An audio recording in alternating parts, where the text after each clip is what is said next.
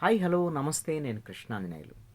ఆంధ్రప్రదేశ్ రాజధాని అమరావతి నిర్మాణం విషయంలో ఆంధ్రప్రదేశ్ ప్రభుత్వము శరవేగంగా పావులు కదుపుతోంది. నిర్మాణ పనులు కూడా చాలా యాక్టివిటీ స్పీడ్గా జరుగుతుంది. అయితే ప్రభుత్వం చేసేటువంటి నిర్మాణాలు ఏంటి అని అంటే జిఏడికి సంబంధించినటువంటి టవర్సు, అదేవిధంగా రిజర్వాయర్సు, అదేవిధంగా హైకోర్టు, జడ్జీలకు సంబంధించినటువంటి క్వార్టర్సు, ఎమ్మెల్యేసు, అదేవిధంగా సెక్రటరేట్ ఎంప్లాయీస్, వీళ్ళకి సంబంధించినటువంటి క్వార్టర్స్, వీటికి సంబంధించినటువంటి నిర్మాణాలు చేపడుతుంది. ఇది ప్రభుత్వానికి సంబంధించినటువంటి ప్రభుత్వ భవనాల నిర్మాణం.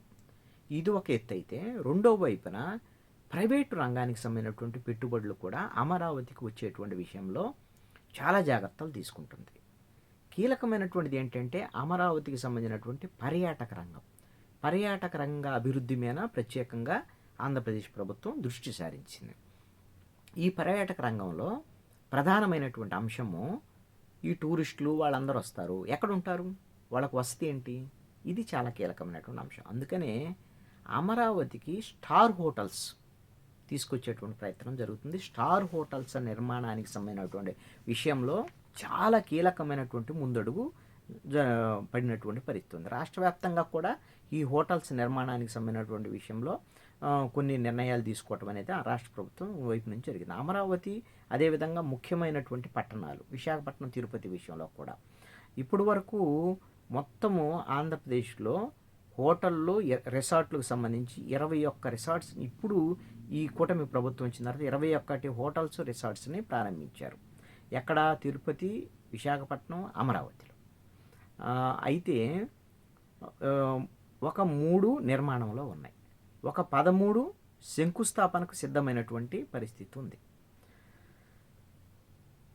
అయితే వీటికి సంబంధించినటువంటి విషయంలో మొత్తము ఒక 50,000 గదులు నిర్మాణం చేపట్టాలనేటువంటి లక్ష్యంతో ఆంధ్రప్రదేశ్ ప్రభుత్వం ముందుకు వెళ్తుంది. దీని ద్వారాగా 31,000 గదులు ఈ మొత్తము 5 ఏళ్లలో 2029 నాటికి 50,000 గదుల నిర్మాణం అనేటువంటిది ఈ పర్యాటకులకు అందుబాటులోకి తీసుకురావడం అనేది వీళ్ళ లక్ష్యం.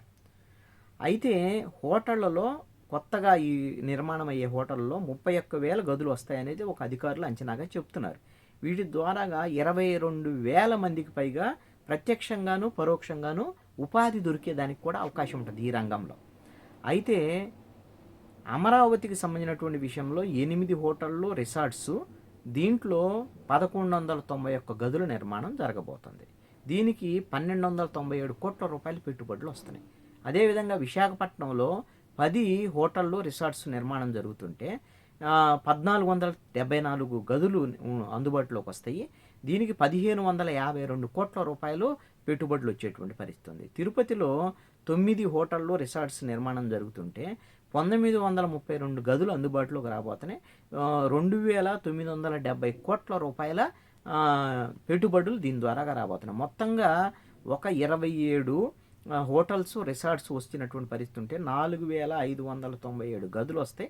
5,820 కోట్ల రూపాయల పెట్టుబడులు ఈ రంగంలో రాబోతున్నాయి.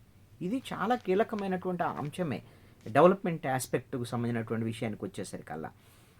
అందుకనే ఆంధ్రప్రదేశ్ ప్రభుత్వము దీని మీద చాలా స్పష్టంగా ప్రత్యేకమైనటువంటి శ్రద్ధ తీసుకుంటుంది. ఎవరైనా సరే ఈ హోటల్స్, రిసార్ట్స్ మీరు కనుక పెట్టాలనుకుంటే ఎవరైనా 3,009 ఎకరాల 3,900 ఎకరాల భూమి ఇప్పుడు అందుబాటులో, దీనికోసము పర్యాటక రంగం అందుబాటులోకి తీసుకొచ్చినటువంటి పరిస్థితి ఉంది. ఎవరైనా సరే వాళ్ళు మేము ఈ రంగంలో పెట్టుబడులు పెట్టడానికి ఇంట్రెస్ట్గా ఉన్నామనుకుంటే మొత్తము పర్యాటక శాఖకు ఒక సమాచారం ఇస్తే వాళ్ళే తీసుకువెళ్ళి డిపిఆర్ కూడా తయారు చేయించేసి దానికి